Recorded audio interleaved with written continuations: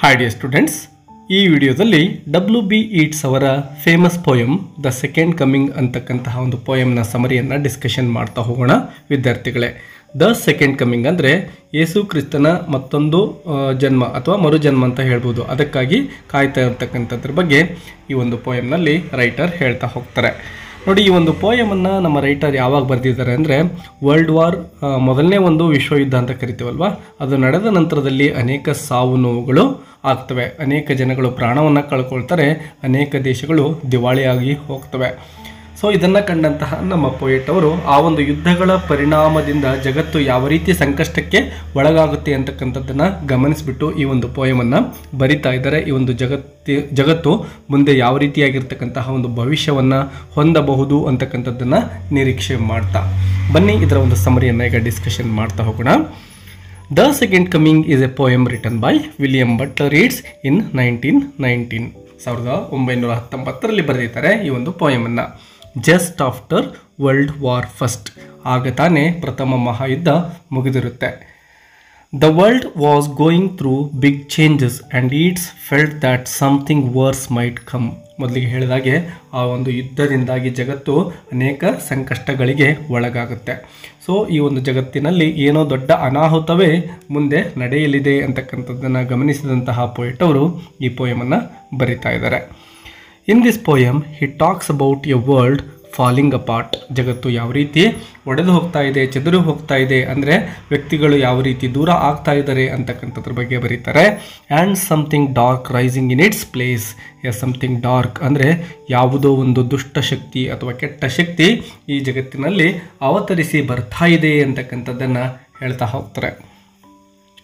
The poem starts with an image of confusion and destruction. Poem start ಆದಾಗಲೇ ಅಲ್ಲೊಂದು image ಸಿಗ್ತಾ ಇದೆ, ಅದು ಒಂದು ನಾಶದ ಸಂಕೇತ ಆಗ್ತಾ ಇದೆ. It says that things are falling apart and nothing is holding people together anymore. ಜಗತ್ತಿನಲ್ಲಿ ಜನಗಳು ಈಗ ಒಗ್ಗಟ್ಟನ್ನು ಉಳಿಸಿಕೊಂಡಿಲ್ಲ, ನಾವೆಲ್ಲ ಒಂದೇ ಅಂತಕ್ಕಂಥದ್ದನ್ನು ಮರೆತು ಬಿಟ್ಟಿದ್ದಾರೆ, ಎಲ್ಲರೂ ಕೂಡ ದೂರ ಆಗ್ತಾ ಇದ್ದಾರೆ, ಎಲ್ಲ ಕಡೆ ಡಿವಿಷನ್ ಆಗ್ತಾ ಇದೆ. ಅಂದರೆ ದೇಶಗಳು ಈಗ ದೂರ ಆಗ್ತಾ ಅವರ ಮಧ್ಯದಲ್ಲಿ ಜಗಳಗಳು ಆರಂಭ ಆಗ್ತಾ ಇದ್ದಾವೆ. He uses the picture of a falcon flying in wide circles.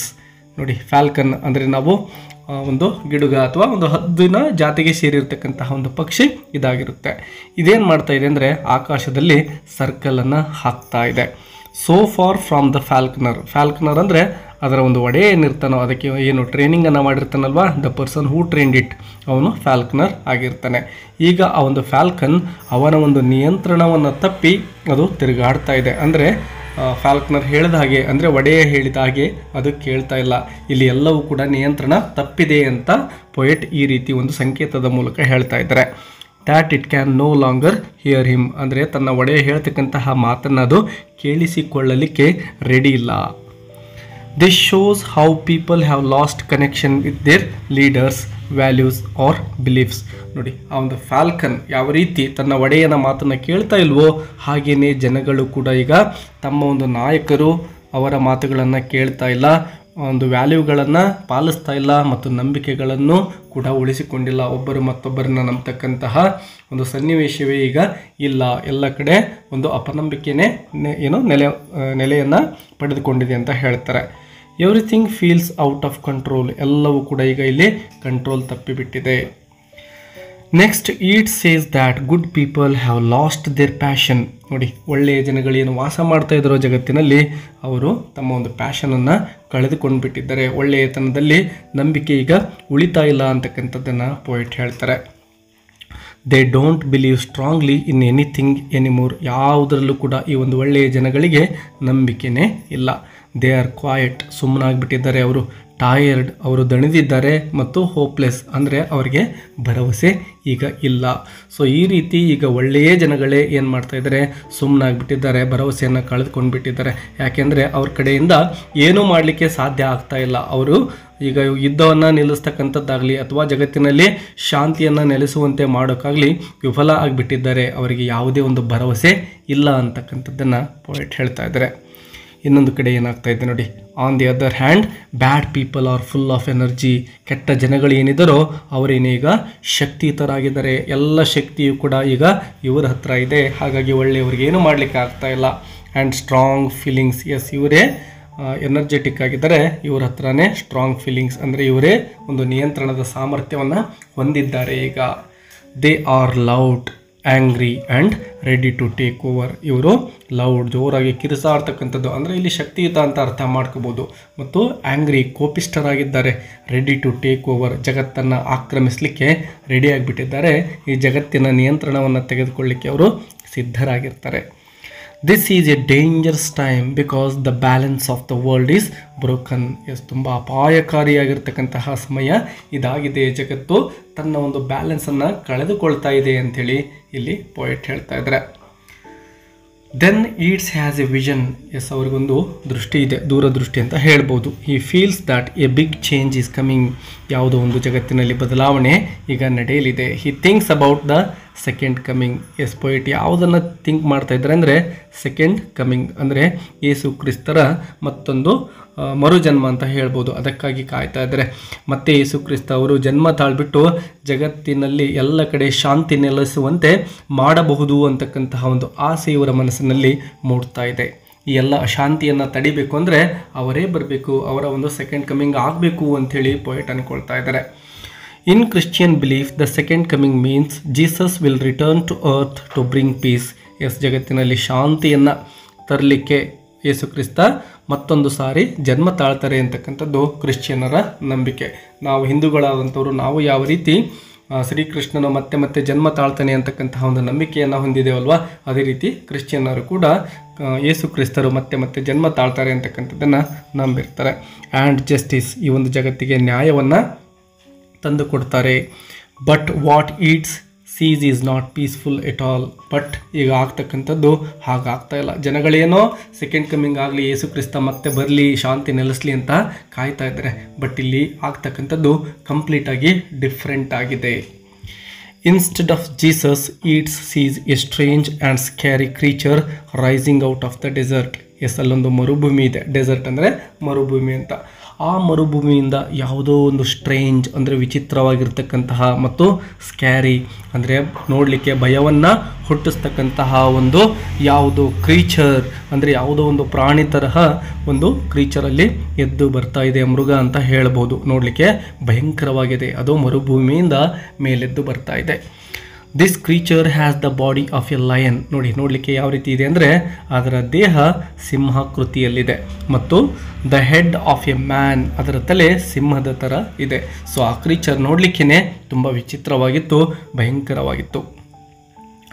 It's eyes are blank, ಕಣ್ಣು ಬ್ಲ್ಯಾಂಕ್ ಆಗಿದ್ದಾವೆ ಅಂದರೆ ಆ ಕಣ್ಣು ಗುಡ್ಡೆಗಳೇ ಕಾಣಿಸ್ತಾ ಇಲ್ಲ. ಆ್ಯಂಡ್ ವಿತೌಟ್ ಮರ್ಸಿ, ಸೊ ಕಣ್ಣುಗಳು ಕಾಣ್ತಾ ಇಲ್ಲ, ಅಲ್ಲಿ ಯಾವುದೇ ಒಂದು ಮರ್ಸಿ ಕರುಣೆ ದಯೆ ಅಂತಕ್ಕಂಥದ್ದೇ ಇಲ್ಲ. Like the sun it shines but doesn't care. ಸೂರ್ಯ ಯಾವ ರೀತಿ ಫಳಫಳ ಹೊಳಿತಾ ಇದ್ದಾನೋ ಅದೇ ರೀತಿ ಅದು ಹೊಳಿತಾ ಇತ್ತು, ಬಟ್ ಅದರ ಒಂದು ಉಷ್ಣತೆ ಜಾಸ್ತಿ ಇತ್ತು. This shows that the creature has no feelings or kindness. ಇದನ್ನು ಗಮನಿಸಿದಾಗ ನಮಗೆ ಅರ್ಥ ಆಗೋದೇನೆಂದರೆ ಆ ಕ್ರೀಚರ್ಗೆ ಯಾವುದೇ ಒಂದು ಭಾವನೆಗಳು ಗೊತ್ತಿಲ್ಲ ಮತ್ತು ಕರುಣೆ ಅಂತಕ್ಕಂಥದ್ದೇ ಅದರಲ್ಲಿ ಇಲ್ಲ. It is powerful and frightening. ತುಂಬ ಶಕ್ತಿಶಾಲಿಯಾಗಿರ್ತಕ್ಕಂತಹ ಮೃಗ ಅದಾಗಿದೆ ಮತ್ತು ಫ್ರೈಟನಿಂಗ್, ನಡುಕವನ್ನು ಹುಟ್ಟಿಸ್ತಕ್ಕಂಥದ್ದು, ಭಯವನ್ನು ಹುಟ್ಟಿಸ್ತಕ್ಕಂತಹ ಒಂದು ಕ್ರೀಚರ್ ಅದಾಗಿದೆ. ಬರ್ಡ್ಸ್ ಫ್ಲೈ ಅವೇ ಇನ್ ಫಿಯರ್. ಅಲ್ಲಿರ್ತಕ್ಕಂತಹ ಪಕ್ಷಿಗಳೆಲ್ಲವೂ ಕೂಡ ಭಯಭೀತಗೊಂಡಿದ್ದಾವೆ. ಅವೆಲ್ಲವೂ ಕೂಡ ಈಗ ತಮ್ಮ ಸ್ಥಾನವನ್ನು ಬಿಟ್ಟು ದೂರ ದೂರ ಹಾರಿ ಹೋಗ್ತಾ ಇದ್ದಾವೆ ಆ ಒಂದು ಪ್ರಾಣಿಯನ್ನು ಅಥವಾ ಒಂದು ಕ್ರೀಚರನ್ನು ಕಂಡು. The creature slowly walks through the desert. ನಿಧಾನಕ್ಕೆ ನೋಡಿ ಅದು ಯಾವ ರೀತಿ ಆಗಮಿಸ್ತಾ ಇದೆ ಅಂತಕ್ಕಂಥದ್ದನ್ನು ಪೋಯೆಟ್ ಇಲ್ಲಿ ಅಷ್ಟೊಂದು ಸುಂದರವಾಗಿ ವರ್ಣಿಸ್ತಾ ಇದ್ದಾರೆ. ಅದು ನಿಧಾನಕ್ಕೆ ಸ್ಲೋಲಿ ವಾಕ್ಸ್, ಹೆಜ್ಜೆಗಳನ್ನು ಹಾಕ್ತಾ ಹಾಕ್ತಾ ಆ ಒಂದು ಮರುಭೂಮಿಯಿಂದ ಎದ್ದು ಬರ್ತಾ ಇದೆ. And the world seems to shake. ಇಡೀ ಜಗತ್ತನ್ನೇ ಅದು ನಡುಗಿಸ್ಲಿಕ್ಕೆ ಬರ್ತಾ ಇದೆ. ನೋಡಿ ಇದರ ಅರ್ಥ ಇಷ್ಟೇ, ಏನು ಯುದ್ಧಗಳಿಂದಾಗಿ ಅನೇಕ ದೇಶಗಳು ನಾಶವಾಗಿ ಹೋಗ್ತಾ ಇದ್ದಾವೆ. ಸೊ ಆ ಒಂದು ಯುದ್ಧದ ಎಫೆಕ್ಟನ್ನು ಇಲ್ಲಿ ಪೋಯೆಟ್ ಸಿಂಬಾಲಿಕ್ ಆಗಿ ಯೂಸ್ ಮಾಡ್ತಾ ಇದ್ದಾರೆ. ಪ್ರಸ್ತುತವಾಗಲೂ ಕೂಡ ಅನೇಕ ದೇಶಗಳ ಮಧ್ಯೆ ಯಾವ ರೀತಿ ಯುದ್ಧಗಳು ನಡೀತಾ ಇದ್ದಾವೆ. ಈಗ ಆಧುನಿಕ ಯುಗ ಆಗಿರೋದ್ರಿಂದ ಒಂದು ವೆಪನ್ಸ್ಗಳು ಏನಿದ್ದಾವೋ ತುಂಬಾ ಆಧುನಿಕವಾಗಿದ್ದಾವೆ, ತುಂಬಾ ಶಕ್ತಿಶಾಲಿ ಆಗಿದ್ದಾವೆ. ಎಲ್ಲ ಒಂದು ವೆಪನ್ಸ್ಗಳೇನಿದ್ದಾವೋ ಮಾನವ ಕುಲಕ್ಕೆ ಡೇಂಜರಸ್ ಆಗಿದ್ದಾವೆ. Eats feels that this beast has been asleep for 2000 years. ಸುಮಾರು 2000 ವರ್ಷಗಳ ಕಾಲ ಈ ಒಂದು ಬೀಸ್ಟ್ ಏನಿತ್ತೋ, ಈ ಒಂದು ಕ್ರೂರ ಮೃಗ ಏನಿತ್ತೋ ಅದು ಮಲಗಿತ್ತು. ಅದು ಈಗ ತಾನೇ ಎದ್ದು ಬರ್ತಾ ಇದೆ. And is now waking up, ಅಂದರೆ ಈಗ ತಾನೇ ಎದ್ದು ಅದು ಆಗಮಿಸ್ತಾ ಇದೆ ಅನ್ನೋ ರೀತಿಲಿ ಕಾಣ್ತಾ ಇದೆ ಆ ದೃಶ್ಯ. ಆ ಮರುಭೂಮಿಯಲ್ಲಿ ಸುಮಾರು 2000 ವರ್ಷಗಳಿಂದ ಅದು ಮಲಗಿತ್ತೇನೋ ಅನ್ನೋ ರೀತಿಲಿ ಕಾಣಿಸ್ತಾ ಇದೆ. Something dark that was hidden is now ready to return. Something dark, ಇಲ್ಲಿಯವರೆಗೂ ಅದು ಕತ್ತಲೆಯಲ್ಲಿತ್ತು, ಅದು ಯಾರ ಕಣ್ಣಿಗೂ ಬಿದ್ದಿರಲಿಲ್ಲ. ಬಟ್ ಈಗ ಅದು ರೆಡಿಯಾಗಿದೆ ಎದ್ದು ಬರಲಿಕ್ಕೆ. The long sleep has ended. ಅದರ ಒಂದು ಚಿರನಿದ್ರೆ ಅಂದರೆ ಸುಮಾರು 2000 ವರ್ಷ ಏನು ಮಲಗಿತ್ತೋ ಅದೀಗ ಮುಗಿದಿದೆ, ಎಚ್ಚರವಾಗಿದೆ.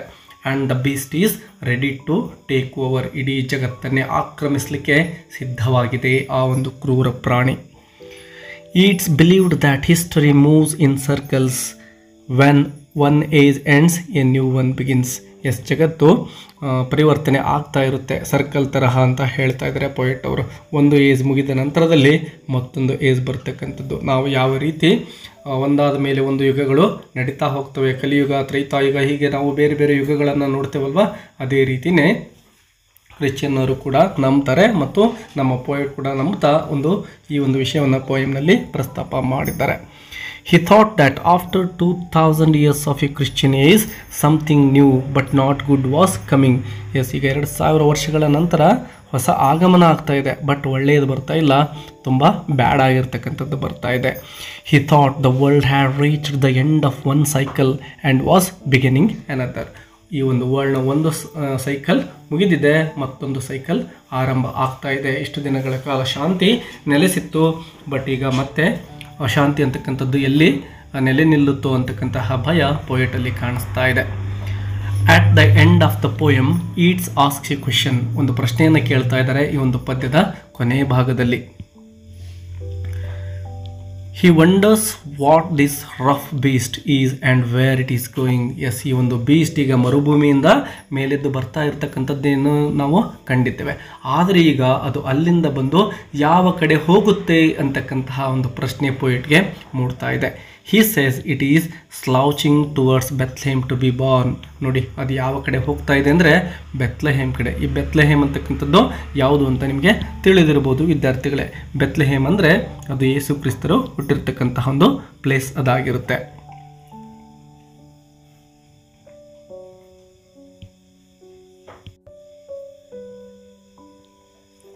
ನೆಕ್ಸ್ಟ್ ಪಾಯಿಂಟ್ ನೋಡಿ.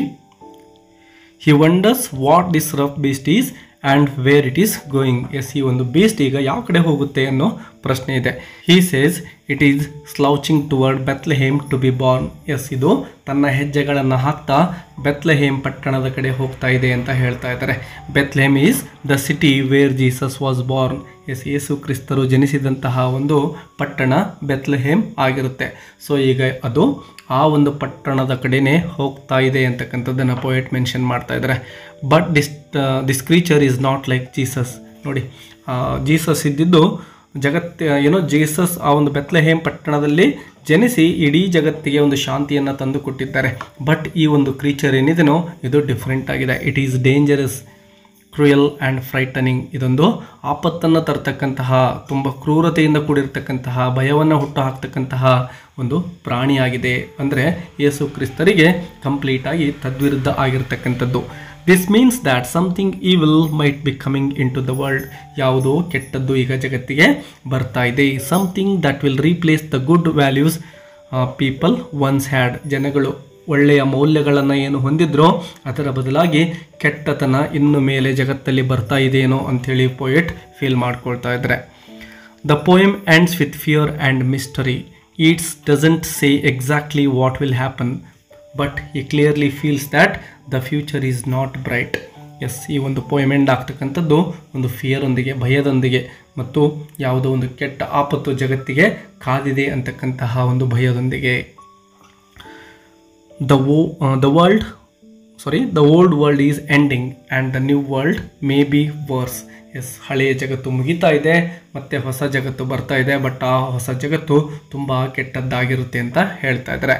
Eats wrote this poem after world war first, A time when millions of people had died and many countries var broken. ಮೊದಲಿಗೆ ಹೇಳಿದಾಗೆ ವರ್ಲ್ಡ್ ವಾರ್ ಫಸ್ಟ್ ಏನು ನಡೆಯುತ್ತೋ ಅದು ಮುಗಿದ ನಂತರದಲ್ಲಿ ಪೊಯಿಟಿ ಒಂದು ಪದ್ಯವನ್ನು ಬರೆದಿದ್ದಾರೆ. ಅನೇಕ ಲಕ್ಷ ಜನಗಳು ತಮ್ಮ ಪ್ರಾಣವನ್ನು ಕಳೆದುಕೊಂಡಿದ್ದರು, ಅನೇಕ ದೇಶಗಳು ಹಾಳಾಗಿ ಹೋಗಿರ್ತವೆ, ನಾಶ ಹೊಂದಿರ್ತವೆ. ಅಂತಹ ಸಂದರ್ಭವನ್ನು ಗಮನಿಸಿದಂತಹ ಪೊಯಿಟ್ ಈ ಒಂದು ಪೋಯಮನ್ನು ಬರೆದಿದ್ದಾರೆ. He saw how people had lost faith in religion, ಯಾವ ರೀತಿ ಜನಗಳು ಧರ್ಮದಲ್ಲಿ ನಂಬಿಕೆಯನ್ನು ಕಳೆದುಕೊಳ್ತಾ ಇದ್ದಾರೆ ಅಂತಕ್ಕಂಥದ್ದನ್ನು ಹೇಳ್ತಾರೆ. Governments and even each other, government ಮೇಲೆ ನಂಬಿಕೆಗಳಿಲ್ಲ ಮತ್ತು ಒಬ್ಬ ವ್ಯಕ್ತಿಗೆ ಇನ್ನೊಬ್ಬ ವ್ಯಕ್ತಿಯ ಮೇಲೆ, ಒಂದು ದೇಶಕ್ಕೆ ಇನ್ನೊಂದು ದೇಶದ ಮೇಲೆ ನಂಬಿಕೆ ಈಗ ಇಲ್ಲ. New dangerous political movements were rising. Yes, ಜಗತ್ತಲ್ಲಿ ತುಂಬಾ ಅಪಾಯದಿಂದ ಕೂಡಿರ್ತಕ್ಕಂತಹ ರಾಜಕೀಯ ಬೆಳವಣಿಗೆಗಳು ನಡೀತಾ ಇದ್ದಾವೆ. Yeats felt that the world was at a turning point and he didn't trust what was coming next. ಮುಂದೆ ಏನು ನಡೆಯುತ್ತೋ, ಯಾವ ಒಂದು ಕೆಟ್ಟ ಘಟನೆಗಳು ನಡೀತಾವೋ ಅಂತಕ್ಕಂಥದ್ರ ಬಗ್ಗೆ ಪೊಯೆಟಲ್ಲಿ ಒಂದು ಭಯ ಇದೆ. ಸೊ ಯಾವುದೇ ಭರವಸೆ ಈಗ ಪೊಯೆಟಲ್ಲಿ ಉಳಿತಾ ಇಲ್ಲ ಈ ಒಂದು ಪೋಯಮ್ನ ಎಂಡ್ ಭಾಗದಲ್ಲಿ. ವಿದ್ಯಾರ್ಥಿಗಳೇ, ವಿಡಿಯೋ ನಿಮಗೆ ಹೆಲ್ಪ್ಫುಲ್ ಅನಿಸಿದರೆ ಒಂದು ಲೈಕ್ ಕೊಡೋದನ್ನು ಮರಿಬೇಡಿ ಮತ್ತು ಚಾನಲನ್ನು ಸಬ್ಸ್ಕ್ರೈಬ್ ಮಾಡ್ಕೊಳ್ಳಿ. ಹೆಚ್ಚಿನ ಲಿಟ್ರೇಚರ್ ವಿಡಿಯೋಗಳನ್ನು ನೀವು ಈಸಿಯಾಗಿ ಕಲಿಬಹುದು. ಬೇರೆ ಯಾವುದಾದ್ರೂ ಲೆಸನ್ ಬೇಕು ಅಂದರೆ ಕಮೆಂಟ್ ಬಾಕ್ಸಲ್ಲಿ ಟೈಟಲನ್ನು ಮೆನ್ಷನ್ ಮಾಡಿ ವಿದ್ಯಾರ್ಥಿಗಳೇ. ಮುಂದಿನ ದಿನಗಳಲ್ಲಿ ಅದಕ್ಕೆ ಸಂಬಂಧಪಟ್ಟಂತೆ ವಿಡಿಯೋವನ್ನು ಮಾಡಿ ಅಪ್ಲೋಡ್ ಮಾಡಲಾಗುತ್ತೆ. Let's meet again. Take care and all the best.